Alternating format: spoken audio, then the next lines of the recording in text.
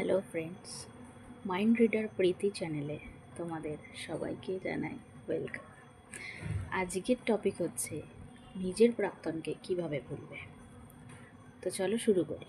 তার আগে বলি, যারা আমার চ্যানেলে নতুন তারা আমার চ্যানেলটিকে সাবস্ক্রাইব করো। প্রথম টিপস হচ্ছে 1 নম্বর পয়েন্ট, তাকে সব জায়গা থেকে ব্লক করে দাও। ইনস্টাগ্রাম, ফেসবুক, হোয়াটসঅ্যাপ, মেসেঞ্জার, যেখানে তাকে দেখা যেত সে সব জায়গা থেকে তাকে ব্লক করো। কারণ তারা তোমার ওই সোশ্যাল মিডিয়াতে থাকলে তাকে তোমার বারবার দেখতে ইচ্ছা হবে, তার কথা বারবার মনে পড়বে, তার প্রোফাইল ঘাঁটতে ইচ্ছা হবে, এতে তোমাকে বেশি কষ্ট দেবে। তাই তাকে ওখান থেকে ব্লক করো। এটা হলো 1 নম্বর পয়েন্ট। 2 নম্বর পয়েন্ট, স্যাড সং শোনা বন্ধ করো। তুমি যদি ভাবো কষ্টে আছো, তার কথা খুব মনে পড়ছে, স্যাড সং শুনি, না, স্যাড সং শোনা যাবে না। কেননা আমরা যদি দুঃখের গান শুনি তবেই তাদের কথা মনে পড়ে। আর আমরা কি করব, তাদেরকে ভোলার চেষ্টা করব। তার জন্য নিজের বন্ধ ঘরে একা নাচের গান চালিয়ে উদম নাচো, দেখবে মন হালকা হবে। এটা হলো 2 নম্বর পয়েন্ট। 3 নম্বর পয়েন্টে আসি, বন্ধুদের সামনে তার কথা বলা বন্ধ করো।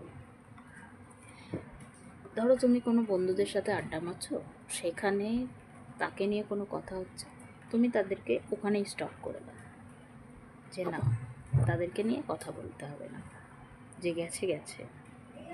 তাদেরকে এটা জিজ্ঞেস করো না যে একবার ওর প্রোফাইলটা খুলে দেখতো। একদমই টোটালি এটা বন্ধ করো, একদমই টোটালি এটা বন্ধ করো, দেখবে এতে তোমারই লাভ হবে। 4 নম্বর পয়েন্ট হচ্ছে, তার কোনো ছবি বা তার দেওয়া কোনো গিফট, সেটা থেকে দূরে থাকো।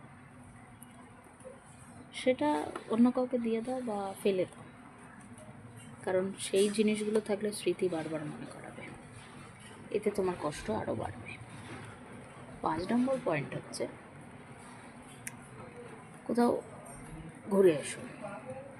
মন ভালো না লাগলে 1 মাস ঘুরে এসো, দেখবে হাওয়া বদল হয়। হাওয়া বদল হলে মানুষের এমনি মন মেজাজ সবই ভালো থাকে। তো এই ছিল 5 নম্বর পয়েন্ট। 6 নম্বর পয়েন্ট হচ্ছে, প্রতিদিন নিজের কাজ করো, নতুন কিছু শেখো, নিজের কাজে মনোযোগ দাও, এক্সারসাইজ করো, 10 মিনিট টানা এক্সারসাইজ করো রেগুলার, ভালো মন্দ খাও, খাবার দাবার ঠিক করো, দেখবে মন ভালো থাকবে। তো এই ছিল আজকের প্রাক্তনকে বলার টিপস। ভালো লাগলে একটা লাইক, শেয়ার, কমেন্ট করবেন, চ্যানেলটিকে সাবস্ক্রাইব করবেন। Thank you.